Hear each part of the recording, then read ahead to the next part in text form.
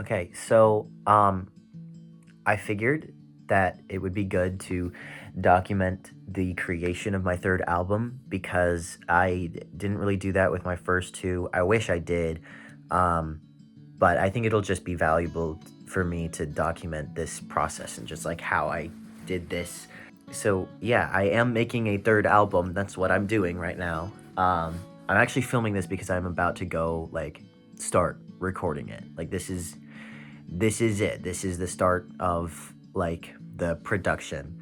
And I don't know what has happened the past like 2 months, but I have had such a huge wave of inspiration because I've written so much music in like just the past couple months. I think as of right now, I have like 10 songs in different stages of being written, five of which are done. Like I have all the lyrics for them.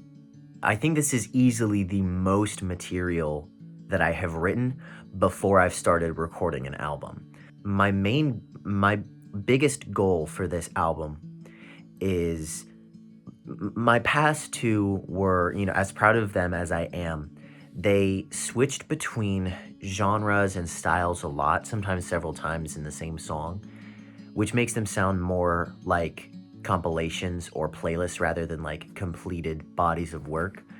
And so, what I want to do this time is hone in on a specific sound and genre.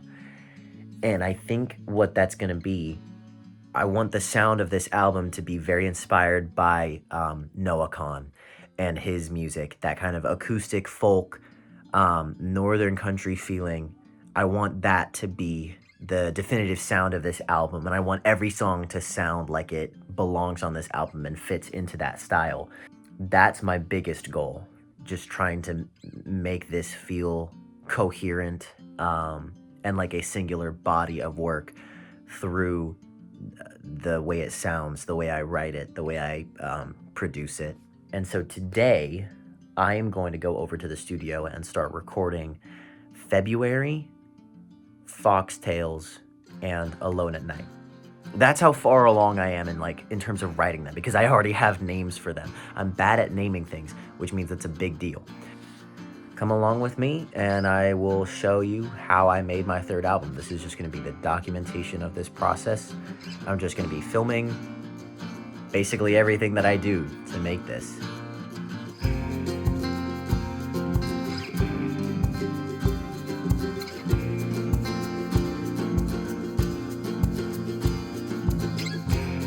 Okay, so I just got done with like the main guitar part for February, so I have like the structure of it down, and it was a lot more work than I thought it was going to be. I did not realize when I was playing this in my bedroom that it changed tempo for literally every single individual part of the song. You see how the tempo track looks like a staircase? That's a lot of work, and that it hurts my head. I see a lot of potential in this song. Like, I feel like as an artist, I need to have like sweaty crowd pleasers, or like I'm trying to find that one song that out of all of my songs gets so popular that I play it at like every live show I do until I die, like Devil Town or Stick Season. And I see that potential in this song.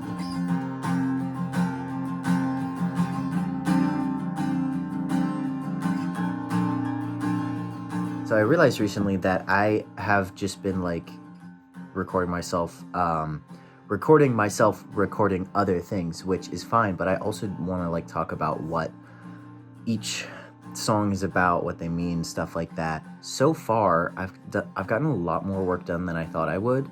I'm like 4 full days into my spring break, and I've got the instrumental of 2 songs pretty much done. February, I finally wrote the second verse for. I wrote the whole rest of the song like 2 months ago, and then I couldn't think of what the second verse should be, and I finally wrote it the other night, and I'm super, super happy with it. February is an interesting song because a lot of my songs are sometimes about people, but it's not supposed to be about a specific person, even though it kind of is. But it's really about the fact that like every single year, the month of February consistently treats me like shit. Something about that month just like messes me up, and something happens that just like completely screws me over. And like 3 years in a row now that's happened. And it's the beginning of March, and so I just got out of another kind of pretty bad February. And so it's just about how I blame the month for a lot of problems that I have throughout the years, especially in high school.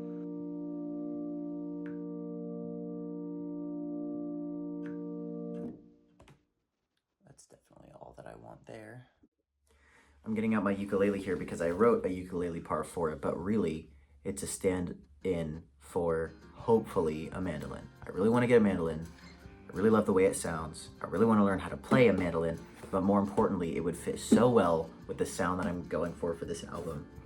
And this is just a stand-in for that, but maybe I'll replace it with the real thing. Hopefully. I hope so. Okay, I've got the main body of February down. I added some little guitar riffs that I came up with earlier, and then I took the first little melody chunk and just played that on the electric guitar at the very end, and it sounds pretty cool. So I am gonna record the part for Foxtails now, but because it's literally the same thing for the entire song, I'm just gonna go for as long as I can and see how far I can get without messing up.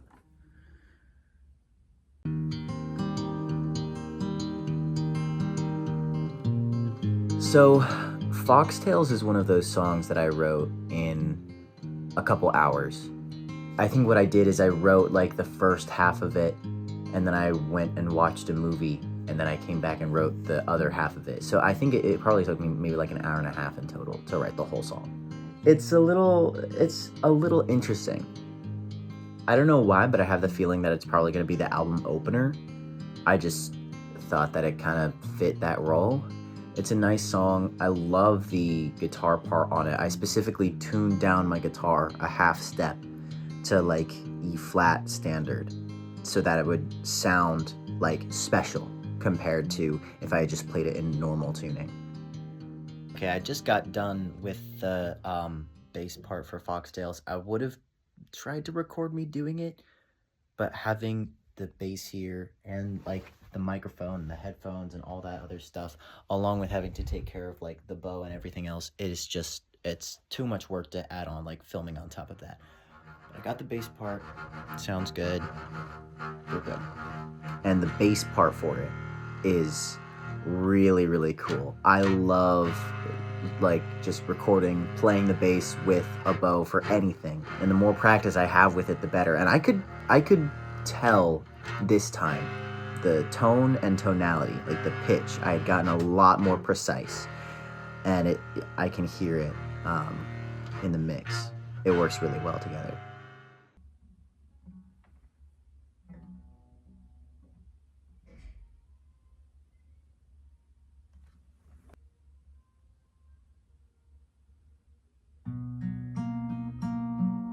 And then Alone at Night. So for this album, I'm trying to do everything I can to really, really live into the folk acoustic style of Noah Kahan, and specifically his sound of very cold feeling country-ish music. But Alone at Night kind of stands out among the rest because, if I'm being completely honest, it's slowcore. It's pure Sign Crushes Motorist, Birthday, that kind of stuff. It reminds me a lot of Birthday and just that whole Boyhood album. The reason why I made it is, I think it was the 10th or maybe the 8th of February this year. I came back from a school dance that was on an off-campus location. It was probably because I had just come back from a school dance where they were playing super, super loud music and blasting my ears out. But being alone outside my house at night, it was so quiet. I pulled out my phone and started a voice memo, and for 5 minutes, just recorded me walking around the parking lot next to my house, just hearing my footsteps and stuff like that. like the whole song is just trying to represent like how it feels to be alone at night, as the title says. I'm not recording.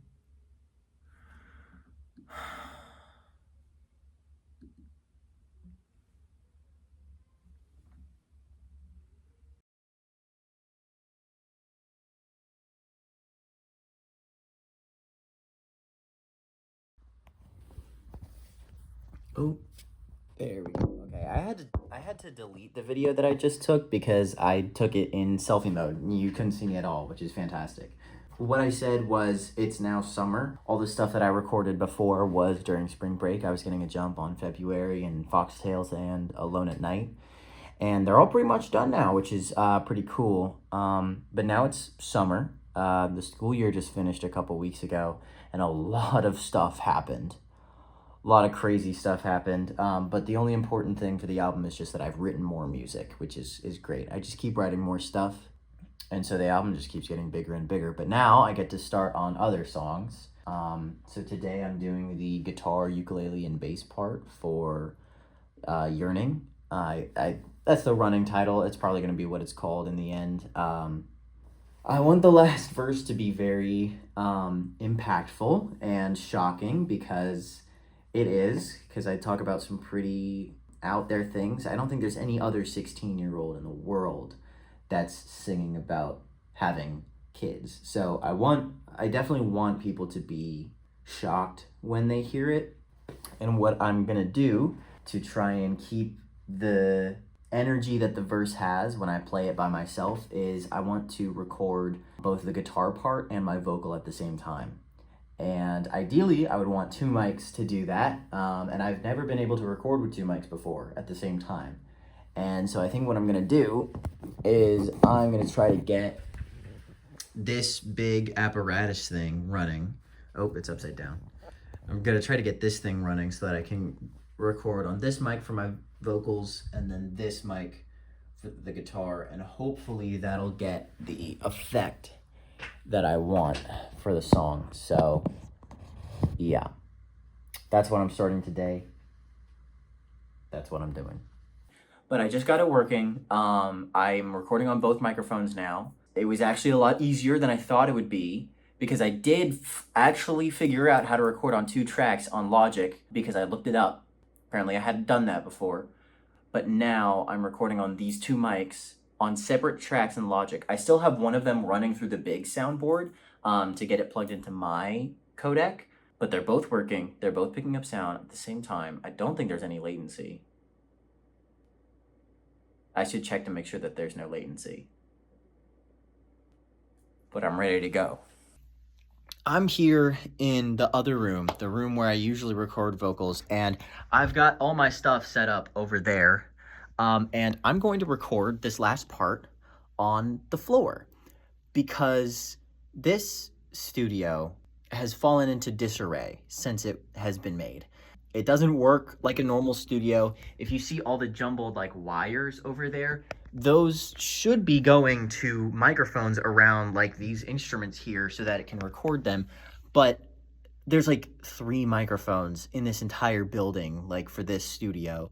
I'm probably the only person since this place has been made who has actually come in here to record music. And ideally, there would be a second person over in that room with the giant soundboard recording me, the like musician, in this room over here. So, and we would be like communicating with each other. So I would be like, hey, can you punch me in at this number? And they would be in that other room and they'd be able to do that for me. And I wouldn't even have to touch the interface at all. But because I'm kind of like a one-man artist, producer, everything that I have to do, I have to do a lot of workarounds and stuff. And I have to do a lot of things that you wouldn't normally do just to get things the way that I want. And so basically what I'm doing, I have the guitar microphone. I have it plugged in to the interface all the way over there. It's running through that hole in the wall. And then the output of that interface is coming back through the hole in the wall into my interface, which is going into my computer. And that's a workaround that most musicians probably never had to do, because most musicians aren't producing, recording, doing everything for their own music. And most musicians have a studio that hasn't just kind of been left to, whatever, the elements. A little bit about this song. It sounds like a love song. It honestly sounds like a love song because of the lyrics, obviously, and also the fact that it's in C major, which is like the happiest key ever made. But it's not a love song. Like the title of it is hopefully going to tell. It's about like yearning, I guess, for something that you don't have or that you really really want. And so, the song sounds like, from the lyrics, it sounds like I'm going through like the plans that I have over summer. But at the end of each verse, I end it with, "Oh, if only you knew," which is not meant to be, "Oh, if only you knew the amazing things that we're gonna do this summer, you would be so like excited." It is meant to be, "If only you knew that I wanted this from you, that I wanted this specific life or experience from you, and if only you knew that, maybe it would have actually happened."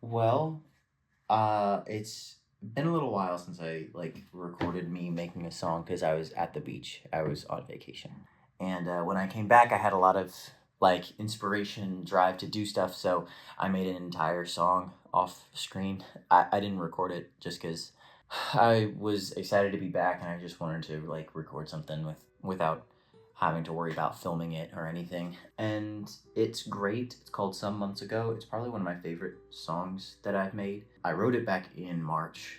Since then, I've just been playing it to myself all the time. It's a great song for my voice. Like, I think you can really tell that I shine in that specific sort of range and singing style. Because of that, it meant that I was pretty experience with the vocal and guitar when I actually got around to recording it, which was super helpful. Also, the mix of it sounds fantastic. It's probably one of my favorite mixes I've ever made. It just, something about it sounds so much better. I was really thinking at the beach, I was listening to a bunch of music that I'm kind of basing this album off of, and I realized just how quiet a lot of it is. In my songs, whenever I can't hear something, I tend to make it louder, so that I can hear it well enough, but sometimes that just leads to me slowly raising the volume of everything in the song until it just like peaks the audio and it sounds awful. So I think my new method going forward is going to be to make things quiet when I need to, and I genuinely think that is what made the mix of Some Months Ago so fantastic, because I did it the other day, and it sounds professional. It sounds more professional than my other songs. That'll never look back at me, never tell me what I need to hear. I need to hear it.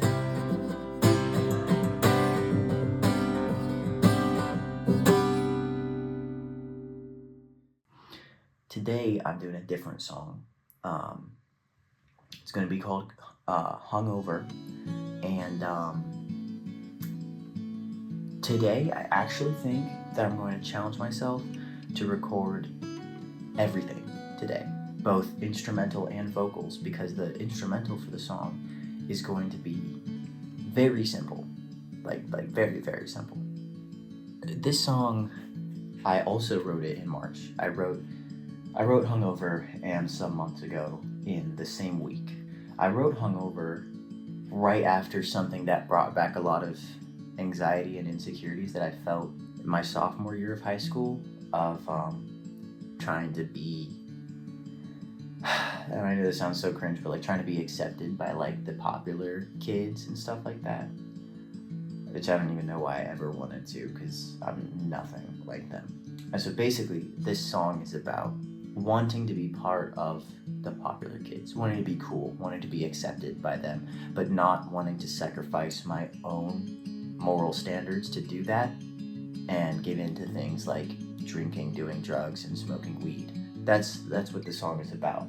And I also just attribute it to being upset with the culture of people around me. The title, calling it hungover, kind of makes it seem like I have been hungover before, that I'm talking about that, but that's absolutely not what it is. In literally the first line of the song, I renounce underage drinking. So it's kind of the exact opposite of what it seems like on the surface.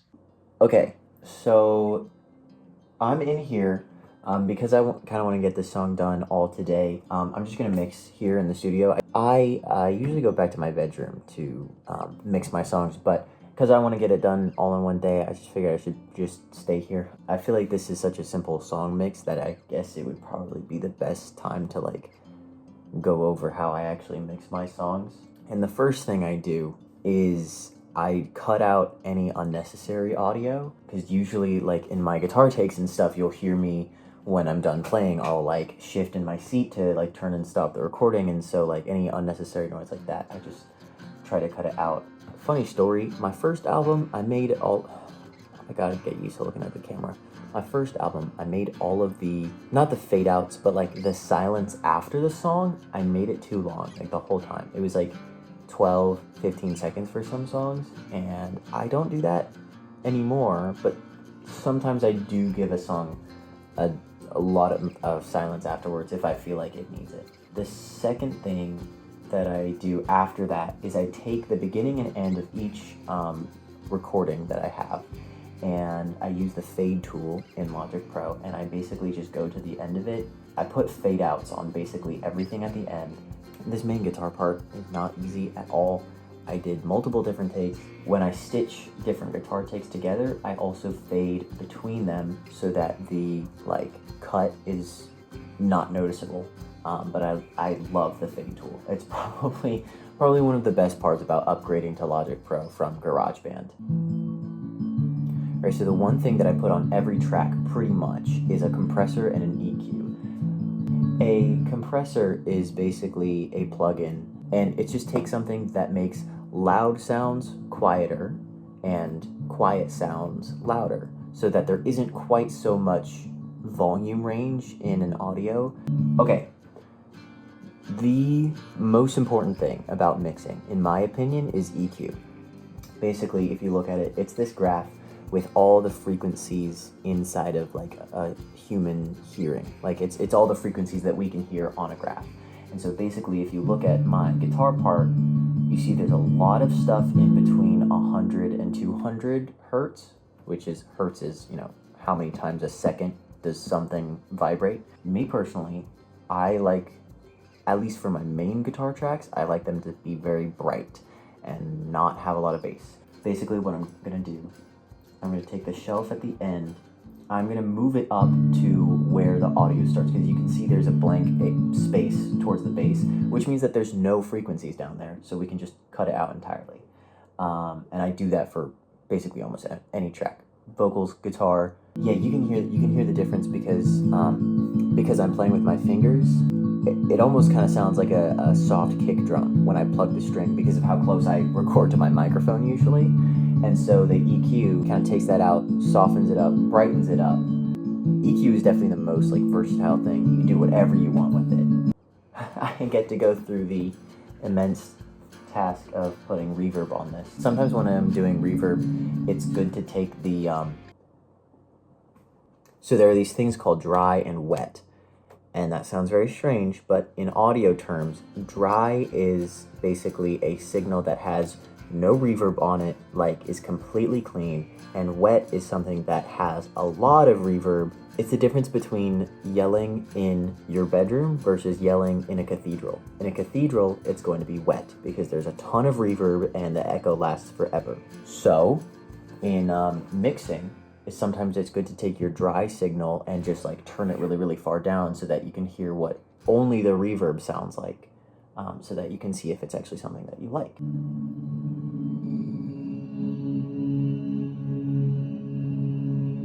And also, just another thing, when it comes down to the type of music that I like to make, where it's more acoustic, more folkish, where it's really focusing on a guitar, a mandolin, a voice, simplicity is really sometimes the best. So yeah, and especially for this song's middle name is Simplicity.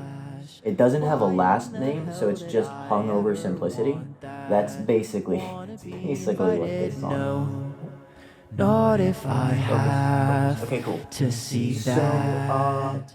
before we get into the song today, I want to tell you guys something. If you didn't know, I use my high school recording studio to record all of my music. That's where I am right now. I'm always very grateful to be using this space. The fact that my high school has a recording studio is pretty crazy. But I was over in this building with the director of fine arts the other day. But we checked like a closet over here that I didn't know about, and we found another microphone. It's the same as this one, the one that I use for my guitar. But it made me think, I now have access to 4 microphones in this building. Now that I have 4 microphones, I could maybe film something on the drum kit that's over there. I don't know if you can see it. But I feel like 4 microphones is a good amount to record something on the drums. So that could be coming in the future. That could honestly come in handy with the song that I'm going to start recording today. So something interesting really happened in my personal life the other week that is kind of going to change a little bit about this album, but not too much. It basically just means that I'm kind of at a reset point where I'm kind of thinking about what I want to do next and how I want to go about things. And I got a sudden wave of inspiration today, and so I'm working on a new song.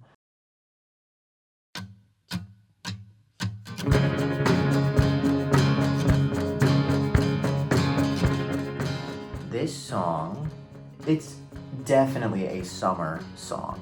I guess you could say that's kind of about the fact that I set a lot of goals for myself at the beginning of every summer that I don't usually fulfill. And also just my general feeling over summer, because just summer is my best season. It never is.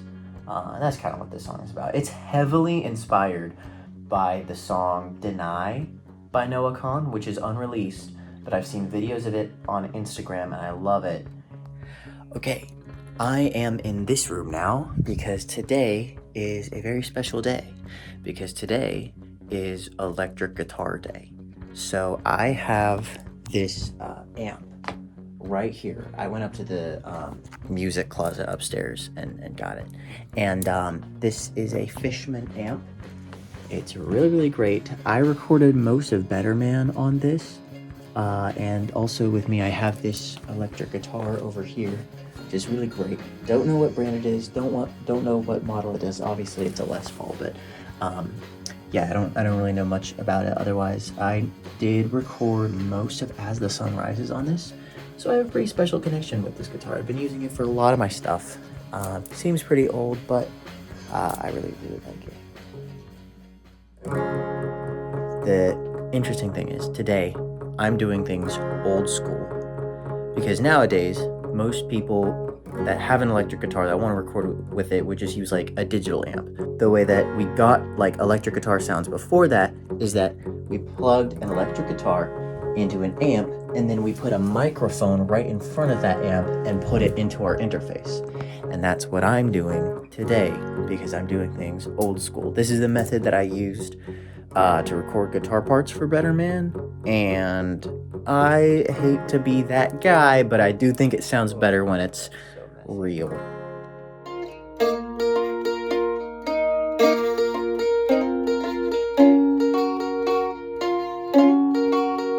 Alright, I'm down here today. I understand that this isn't the most flattering shirt on me, but I don't really care how I look right now. I'm just here to get stuff done. Today, I'm not going to be playing or recording anything. I'm just going to be retuning these drums. These were brought over from the hallway over there, and I don't think they've been taken care of for a really, really long time. The kick drum, oh my gosh. The kick drum sounds amazing. Unlike the one upstairs, this thing has like a some sort of like comforter in it so that it's actually like dampened, so it sounds so much better than the one upstairs. And the toms actually sound good already too. To me, it sounds like a fart. That's it. This snare sounds like a fart right now. And whenever I play the highest tom drum, you get awful feedback from the wires on the bottom of the snare because this thing is so loud and so close to it that it makes them vibrate, and that is not a sound that I want in my song at all. Today is a very, very big, important day because today is drum day. And I'm trying to make these drums sound as professional as possible. I already tuned them up yesterday, and I know that I'm going to get the snare from upstairs, so that's taken care of. Well, what I want to do is I want to record on all 4 microphones that I have access to. But the thing that determines that is this interface over to my left. So basically my checklist for today is I've got to figure out how to get this thing to connect directly to my laptop so that I can record through this. And that determines the number of microphones that I'll be able to actually record on. Hopefully, if I figure something out, then I'll be good on that front. And then after that, I gotta go round up the third mic, or the fourth mic, 3 other mic stands. Yeah, I think we'll do good today. I'm gonna see if I can figure out how to get this thing to connect to my laptop. Okay, so I'm in my house right now, which is a bit of a different setting. Basically, I'm just gonna talk about album stuff. So in terms of the album, things I would say are going good. If you compare it to my last album, by this time I had made 3 songs. Now I've made 6 songs. So in terms of, if you compare it to my last album, I'm going pretty far ahead in terms of progress, but I also still have a lot more left to do. And what's interesting is that quite a large chunk of it is actually writing. I didn't expect to make Crying in the Meantime so soon, and I have a lot of other ideas that I've been wanting to do, but I just haven't gotten around to writing. And so I'm in this really weird scenario where I'm not really sure what to do next, because I think what I really need to do next is write, and I haven't done that in a while. I've also just been kind of losing motivation to actually go in and record. I think because of the whole drum debacle that happened with Crying in the Meantime, that kind of that really pissed me off. But I think that's kind of deterred me from doing other stuff, because I have plenty of other songs that I want to have the drums in, so I genuinely need to figure out something to do with that.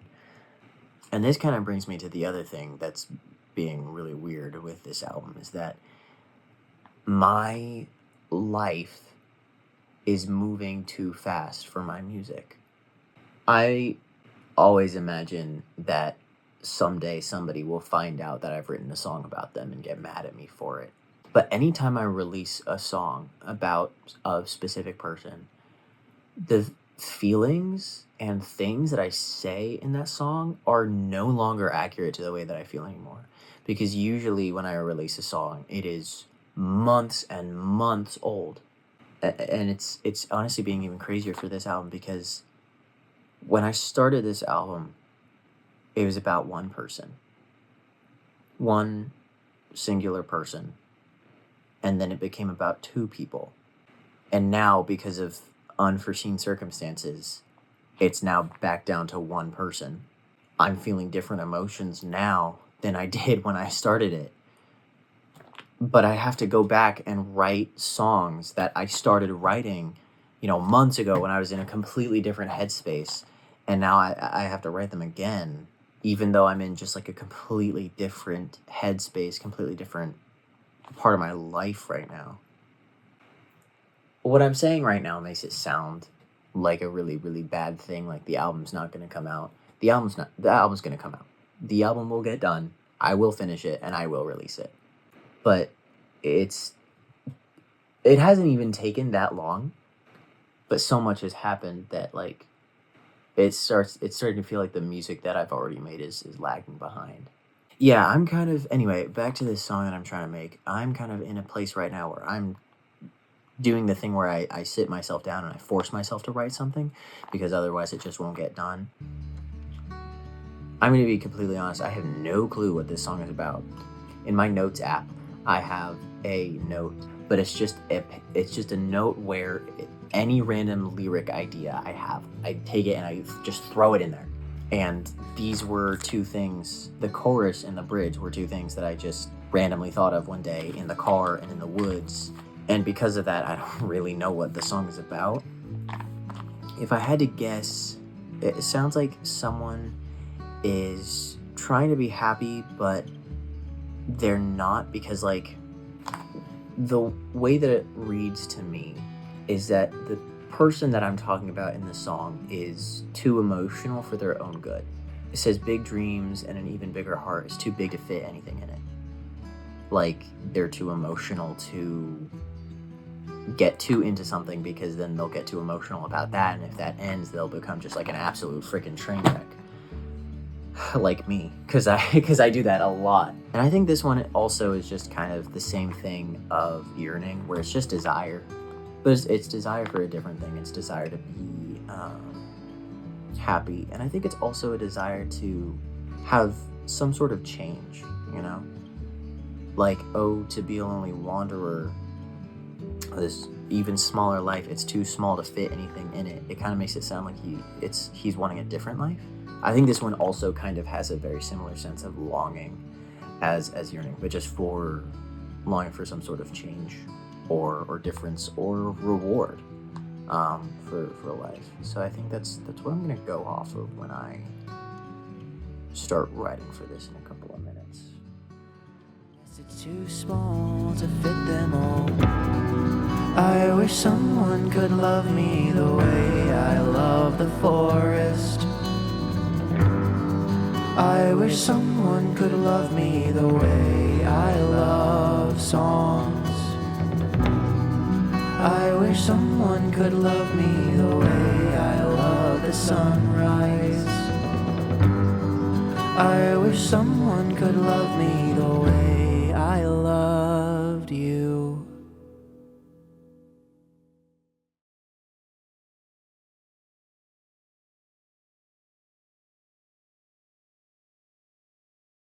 There, can you see me from back here? Yeah.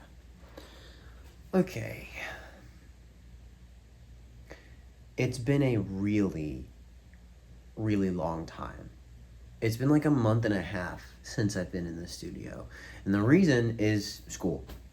School gets in the way. School takes away all of my free time to do literally anything. And it's now fall break.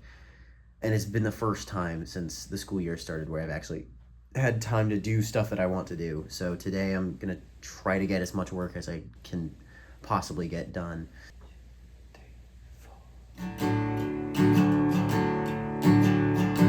Roadkill, very briefly, is trying to encapsulate the feeling that I get whenever I see roadkill, because I love animals, and then when I see roadkill, it makes me feel like shit.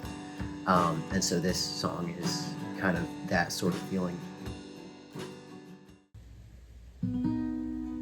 Honey, on the other hand, is a very, very different song. It's not connected to really anything else on the album, because when I was writing it, I was like, hey, this like doesn't have anything to do with my personal life, which most of my music usually is. It sounds to me like someone is trying to convince their husband not to go off to war. Like that's what it reminded me of, like when I was writing the lyrics, and so I just kind of kept leaning into that, and so I guess that's technically what it's about. It's getting late. You need to rest.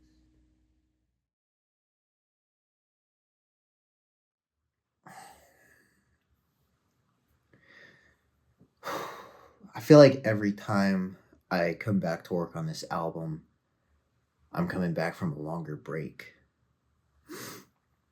It's Thanksgiving break right now. Well, it's the second to last day of Thanksgiving break, which has been a week-long break where I haven't done anything really. So I'm here to try and cram as much stuff into tonight as possible because this album's coming up pretty soon. I've got a general week that I'm eyeing in December to release it in, and I gotta start doing promotional stuff soon to get word out. But there's still a lot that I need to finish, and there's still a lot that I haven't done. One of the things I have done actually is 2 days ago I went out to the Appalachian Mountains, and my brother and I took a bunch of pictures of me walking around there in and we took a bunch of pictures for the album promotion and also the album cover. I still haven't decided exactly which picture I want to be the cover, but all of my options are cropped into square format with the title on them. So it's really just about picking which one I like the most. Basically, what I have left on the table is vocals for Honey and Crying in the Meantime, drums for Crying in the Meantime. I've got to redo a lot of Yearning, and then I have to completely record I Think I'm Falling in Love Again and write Dear Rhonda, which I said Dear Rhonda like I was talking about Thanos, but that's really just because I haven't written any of it and I want this album out in less than a month. And I really don't want to drop this song last minute. This has been one of my ideas from like day one or maybe day 3 of this album rotation. And I think I have a solid chorus for it. I like it. If you're wondering what happened to trying to figure out this audio interface thing, nothing. I'm just going to kind of accept that I have to do the drums with one mic because that's really all that I have at my disposal here. I've got more than one mic, but not the right mini codec for them. I think what I'm going to end up doing first is listen to the mixes that I have for the songs that I'm going to work on tonight already. And I think I Think I'm Falling in Love Again, I think I'm just going to listen to the draft that I have for in voice memos for that. And then I think I'm going to start on vocals, and then I'm going to come back to this room, and I'm probably going to have to use this mic the whole time, but I'm going to redo some instruments on Yearning and record most of I Think I'm Falling in Love Again, which is the last song of the album. I kind of wanted to delay working on that purposely because it's the last song of the album. It's definitely an important song, that's for sure. And I've even got the harmonica tonight, which I haven't touched in like months, but I'm going to practice enough to maybe get down that last solo if I need to. The last song is definitely one of the most important songs of the album because this whole album is basically just the story of getting over someone. I'd say that To Be a Teenage Filmmaker and this song, the last song, are probably the two most important songs because in the whole album, you sort of see this progression of being obsessed with this person, thinking about them all the time, yearning for them even, which is what that whole song is about. And then sort of over the course of the album, you kind of see me let go.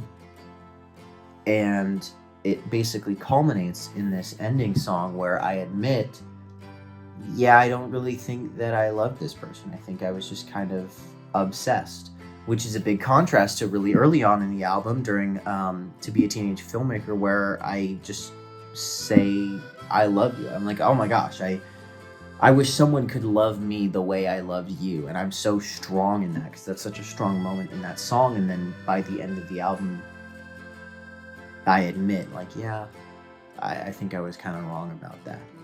This kind of goes into something that I haven't talked about before, which is why the album is titled Everything I Have.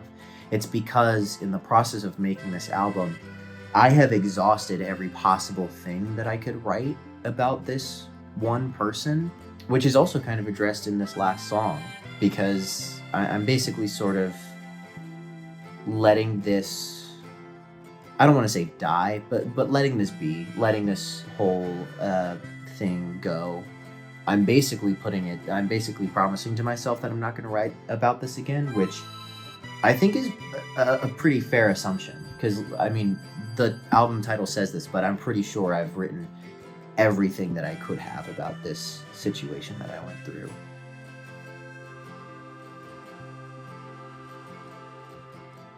Yeah. Hey, I'm a female police officer, and I find that offensive. Do you? Yes, I do. Ugh. No, I didn't like the accent at the end there. No, that was not good.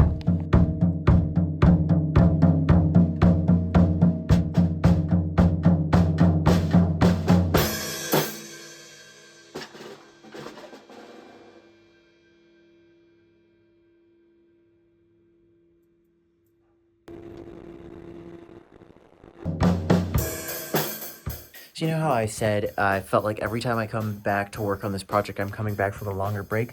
Well, I just disproved that because it's Christmas break, which is a really good thing. It means the album's supposed to be out in a week, because I set myself the release date of December 24th. I've never done something like that because I don't have exact full control over the day that my albums release.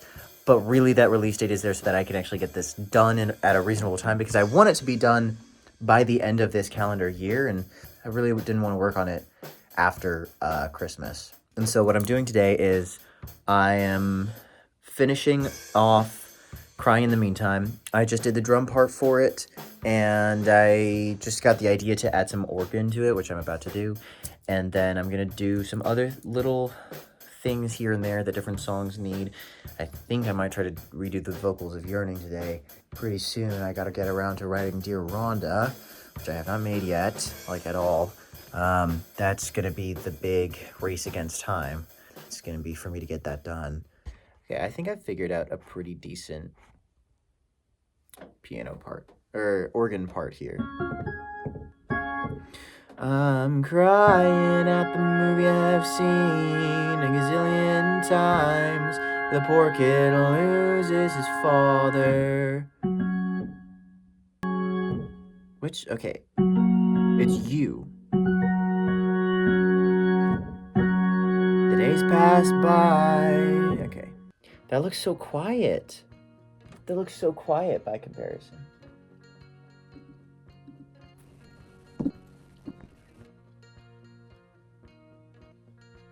But I'm hating what I miss. I look stupid with my hair like this. That's better. Oh, that feels nice. My hair's so cold. Missing what I love, but I'm hating what I miss. I need to do that an octave up. What note is that? I'm missing what I love, but I'm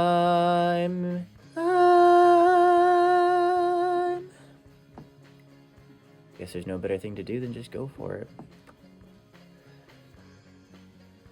But I'm hating what I miss. Let's see how it sounds when they're all.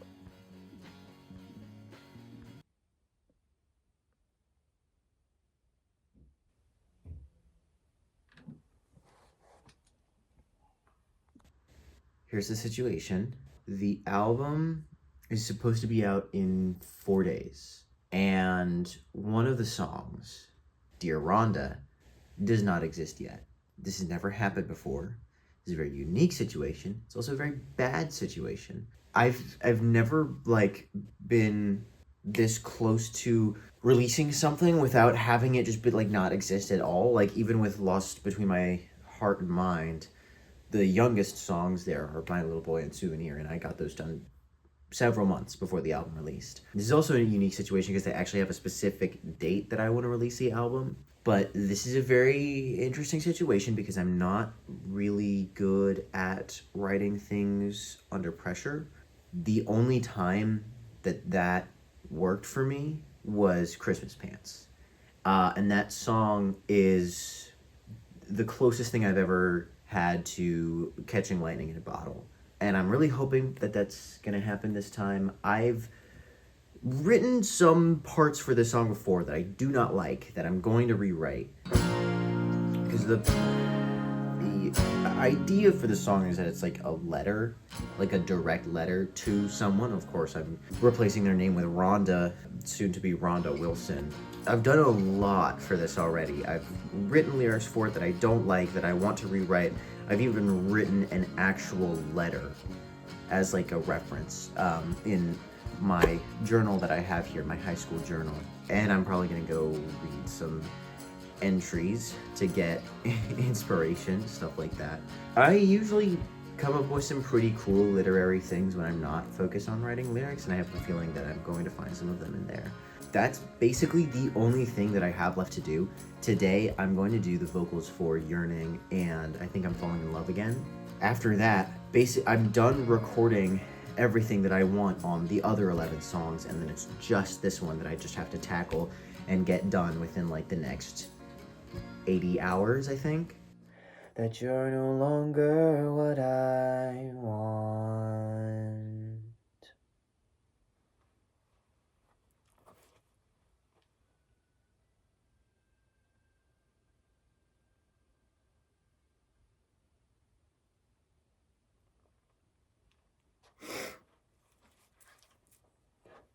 Status update.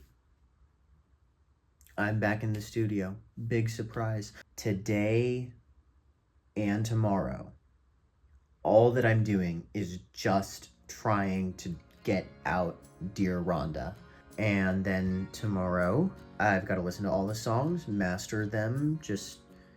I've already done that for most of them, but I just want to take another listen to the mix, see if everything's okay, make sure they're all loud enough. And then tomorrow evening, I'm going to upload all of these songs, including Dear Rhonda, which I will have done by that time. Piece of encouragement is that I did get out a tiny little pre-chorus. I was able to squeeze a tiny little pre-chorus out of my brain, out of this relatively small brain that's been shriveled and has put itself into a very, very tired state because of just how much it's written for this album. Okay, I probably should have been recording for this, but I did get down a verse. I got a verse and a pre-chorus of Dear Rhonda that I'm working with right now, and basically what I've done is I've figured out the structure of the song, and since I know that, I can record basically the entire instrumental without having written the second verse and bridge yet. What I did 2 days ago was just try and think to myself out loud as much as possible about this song and what it's about, and I think rather than trying to write some sort of fancy lyrics that sort of talk about what this is supposed to be, I think I just want to take whatever I say and literally put it in this song and be as honest as possible. I think that helped me write this first one. Even though I have such little time to get it done, I'm not necessarily slacking. I'm not adopting an I just want to get this done mindset. I'm actually trying to go like all out on this song because it's my last one, and I want to use all of like the stuff that I've learned from like making this album. So I'm using a real amp to play the electric guitar part. This is the Fishman amp. I love this amp so much. It's amazing.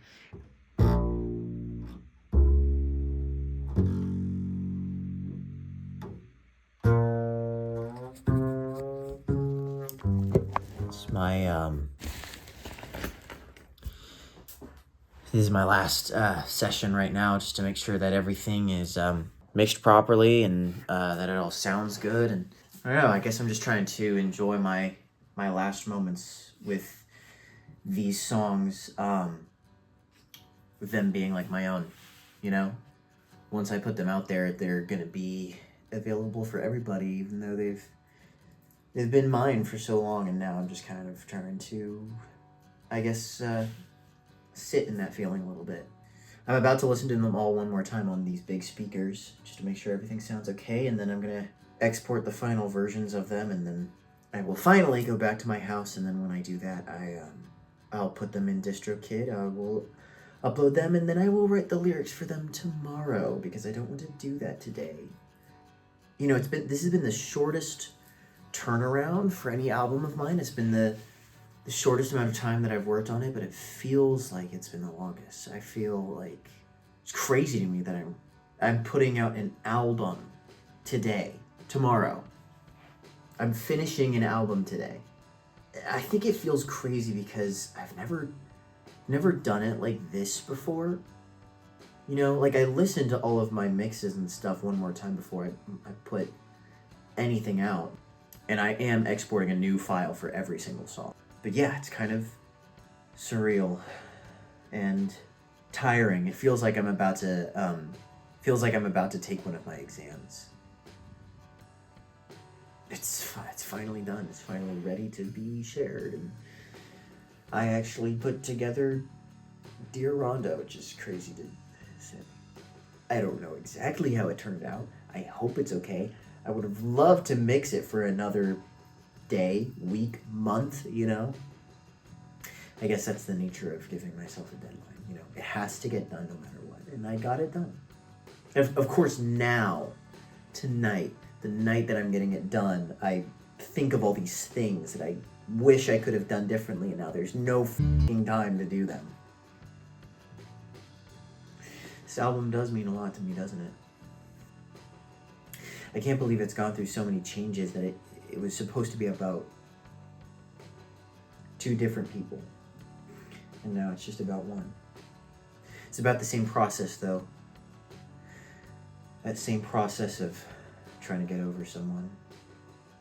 You know, I think despite how Dear Rhonda turns out and some of my worries with the other songs that are a little bit out there, like Honey and Roadkill, and even Alone at Night, I guess, as much as I love that song, I think the core songs that have like a central purpose in the story, I feel like they're going to hold down that story well. And I think that kind of allows for the other songs to just kind of be what they are. I am a little bit worried that since I don't know, I guess I've been in such a hurry this week to get this done, I feel like I'm going to miss something. I think it's because Dear Rhonda just still doesn't exist in my mind. Like, I've done all the work to do it, but because I didn't have the months and months that I had writing these other songs, I didn't get to internalize it. And like, it has not been internalized. You know, if you ask me a week from now to sing it, I will f up every lyric. I guarantee it, because I wrote it today. Maybe I might rewrite it at some point or play a different version at live shows. You know, and a lot of publishing music is just about trust. To me, my songs will never sound professional because I know how I made them. Every single thing in these songs I did, and if I didn't, play them, like the flute parts, then I mixed them. I recorded them. This entire process was all my doing, and because of that, because I know every single detail about the production, it won't ever sound professional to me. But to other people, it does. To other people, it sounds good, and that's just something that you have to trust. You have to trust that people will think that it sounds good. All this because I knew one person.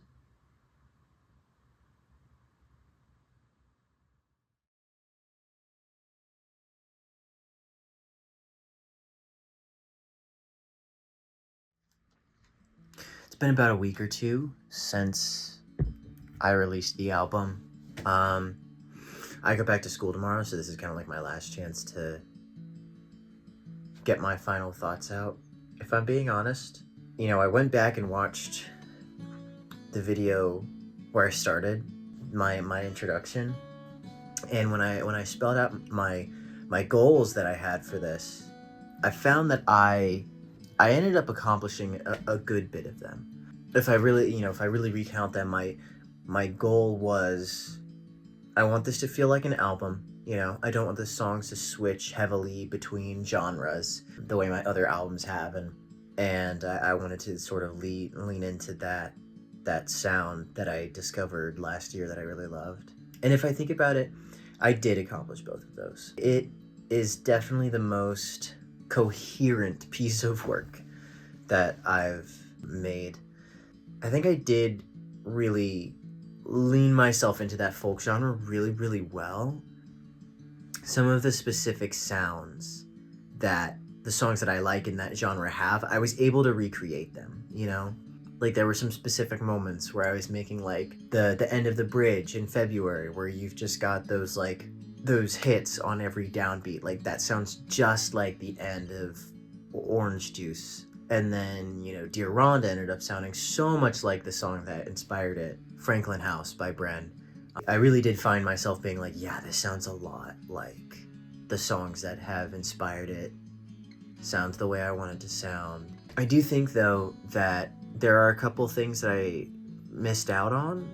There are a couple sounds, some key sounds from that genre that I wasn't able to include. Like, if I had more time or used my time more wisely, I really wanted to have a banjo on this album. There's also this very distinct slide guitar sound that you hear in a lot of songs, like Something in the Orange or Franklin House, where they just put so much reverb on it that it honestly sounds like a violin. It just kind of fades in and out. It's so melancholy, and I never quite figured out how to replicate that sound.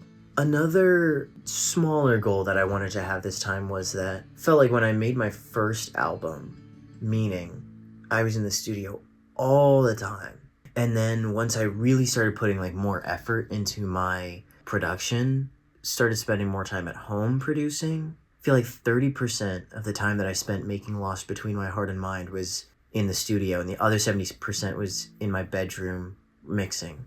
And I wanted to kind of split the difference this time and make it 50-50. I feel like I did that pretty well, and I feel like I even fell into a really good rhythm. Like, especially like when I was mixing like the vocals and drums for Crying in the Meantime, like I really got into a pretty good like cycle. I definitely accomplished that goal. It is interesting to think about how this album has kind of changed over the time that I've made it. Like there are some things that were supposed to be in it that I never really fleshed out fully or just like didn't include. When I made that first batch of songs that turned into like the really important ones from the album, like February, Yearning, Alone at Night. There was even an older song that I wrote back in summer of 2024. I made this song called This Godforsaken Town. I wrote the chorus of it and I thought it was great, but I tried to write verses and they never felt right. I think the one that I did write for it was downright terrible, and I really wanted to bring it back for this album, but I just couldn't get it to feel right, you know? It just never really worked out. You know, there's other stuff like that makes me consider, like, you know, I'm not a fan of deluxe editions because they don't usually go with the way that I like to do my albums. Like every time I do one of my albums, like the songs that are on it are supposed to be on it. And usually that album is meant to tell a very specific story, especially this one from front to back, and slapping like 3 extra songs on the end of it doesn't feel right to me. But there's just like, there's a lot of stuff that I didn't continue. There's even whole songs that I had finished and even started recording and didn't include for good reasons. I don't want to say that I think the album is unfinished, because that's not true. But I do think that, you know, part of me wishes that maybe I had given myself more time or used my time more wisely. I knew I wanted to get it out by the end of 2025, and I did. But I just feel like, I don't know, maybe I could have done more work on it over summer. And I guess if I'm being honest, I don't think there's really, like, that much that I would add to it. I think I mainly feel this just because of how stressed for time I was on Dear Rhonda. Now that it is finished, I can't help but start thinking about all the things that I would have wanted to do, like the banjo and the other stuff. I think that this album is going to age really, really well. For a couple different reasons. I think I'm going to look back on it and be really fond of it. I just have a feeling that I'm not going to look back on these songs and cringe or criticize my writing. Like, I feel like this truly is the best of what I have to offer. There are so many moments on the album where you really do just see the absolute best of what I can do. To be a teenage filmmaker, I think that's one of my best song mixes ever.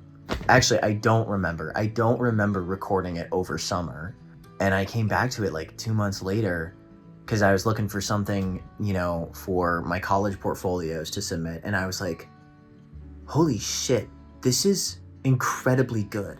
There's so many amazing moments like that in this album, like even on songs that I'm mixed on. There's so many moments of clever writing, there's so many moments of things, and I'm not trying to glaze myself. I think I am really proud of this album, and I think I always will be. it truly does have so much going for it. And one of the unique things about it that I think is going to cause me to look back on it in a really fun way is that this is my last album that I'm gonna write in high school. I've got about 5 months left, but I think the fact that this is the last album that I'm getting out in high school is going to make it incredibly unique to listen back to in a couple years.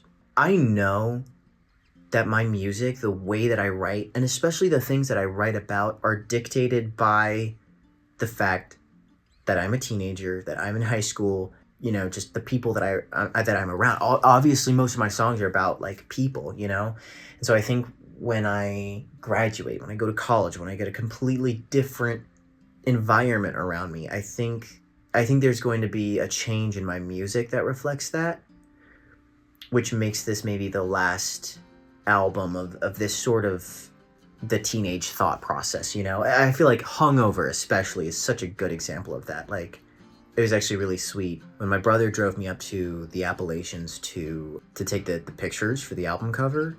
I played him the songs that I had finished by then, and one of them was Hungover, and when it finished, he said, I wish I had that song in high school. And that kind of meant a lot to me.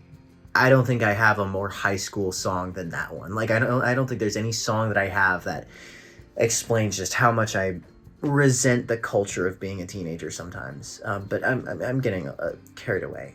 One of the things that's interesting about this being my last album before I graduate is that I kind of wish I had leaned in better to, I guess, the fear that I have about graduating and sort of, all the nostalgia that's happening this year. That's one of the things that Noah Kahan does in his music so well, is nostalgia. I had a couple moments in Dear Rhonda where I was like, I'm scared of graduation. I just say that straight up. But I wish I had, tapped into that feeling that he does so perfectly of just missing your hometown, which I haven't experienced yet, and just change and all of those crazy feelings. That's another sort of regret that I have, is that like I kind of wish I had tapped into that a little bit more. I would say, I'd say this would be the end to like my first trilogy of albums. I don't love referring to them as a trilogy because I think they're so wildly different from each other that like they don't really earn that title, but like it's my first 3 albums. I started the first one my freshman year. I'm finishing the last one my senior year. They're obviously, I have to do with my high school experience. Like, they're kind of a group. I guess that kind of raises the really good question of what's next. The exciting part is that I do not know. What I know for sure is that it's not another album.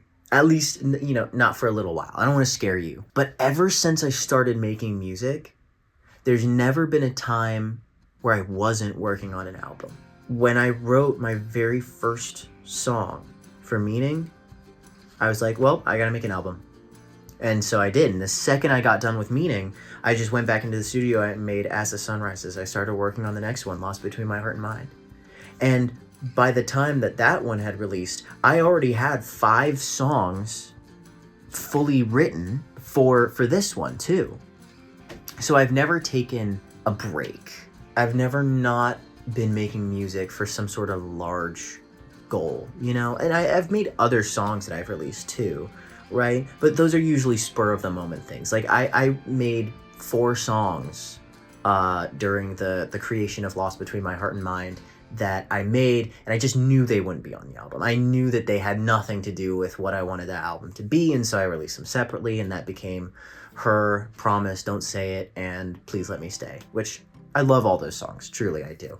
But this is the first time where I'm ending the process of creating an album, which means that in terms of what I have next for like actual music, my head is just completely empty. Of course, I've got a couple like choruses figured out. I have some lyrics that I like and that I maybe want to explore, but like I don't have plans for an album. I will eventually, and I am excited to make my next album. I just know that that's not going to happen soon. And what that does is it frees me up to do a lot of other things. It frees me up to just kind of write freely, with no sort of expectation that what I'm writing is going to be on an album, which I think could maybe free up, the things that I want to write about, because I truly, outside of forcing myself to write Dear Rhonda recently, I haven't written anything in a while. I haven't written an entire song in a while. I haven't had that burst of inspiration that makes me do something like that. And so I'm excited for that. I think I just need to, in these next couple months, I think I just need to keep playing my instruments, coming up with different things, but I won't have that sort of looming presence of, I'm making an album out of this, to sort of put pressure on the writing process. This album and this process has meant a lot to me. And I think you can tell just by the things that I say in the lyrics. And so I think having this video to document was a fantastic idea. But I also think that these songs, they're all going to be really special to me. Some of my songs are not special to me. Some of my songs I don't like. But these ones, I really like them. I hope you like them too.